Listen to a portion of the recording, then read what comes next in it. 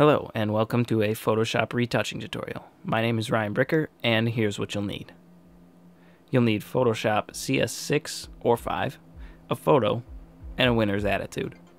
So let's get started. First thing you need to do is open up your photo.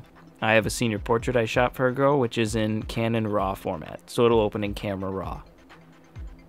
Now, since it's raw, you have complete control in post-production over the colors. So I'm going to bring up the temperature a little bit, make it more warm. And then bring up the shadows just a bit to take the shadows off her face and boost the contrast so that we just even out the image a little bit.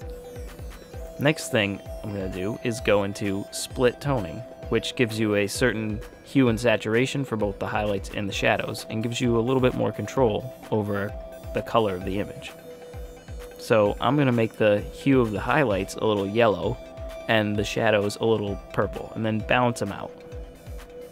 And that'll give you this look. So the next thing you're going to want to do is go to crop. I'm going to use a custom crop ratio of 7:5, which is the equivalent of a wallet size photo, which is what this will be. So you'll notice when you drag, you can either drag horizontally or vertically, and it will constrain your proportions to what you chose as for your crop ratio.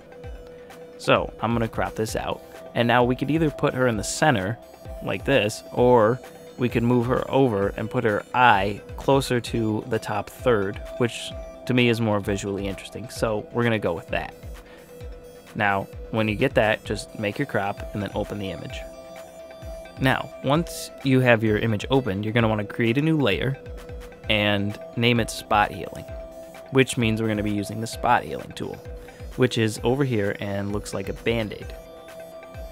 Once you have the tool selected, make sure to click Sample All Layers, and then zoom in and take away any imperfections in the skin. Now for her, this isn't really that necessary. She doesn't have many, so we're just going to fly through that. And then we're going to create a new layer after that called Mixer Brush. Now the Mixer Brush is over under the Brush tool, so you have to hold down and select Mixer Brush. For your settings on it, you're going to want to make your wet about 17%, your load about 12, mix about 21, and flow about 17. Again, make sure Sample All Layers is checked, zoom in, and begin brushing.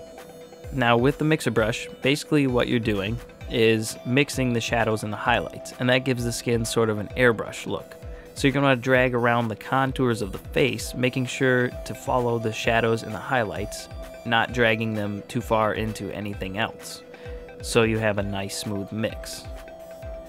Now we'll just quickly do this as an example and finish that up. Once you're done, I usually take the fill down just a little bit to give it more of a natural texture, make it not look so artificial, and I like it there. And you can see the results.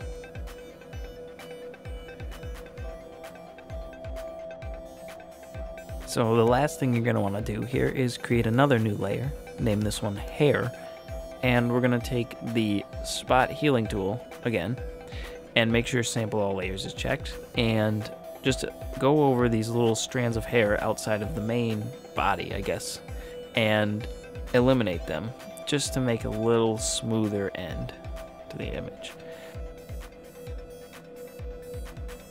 So once you get that done, you can see the results are small, and of course you could take more time to perfect it, but it does help quite a bit. So there you have it, and thanks for watching.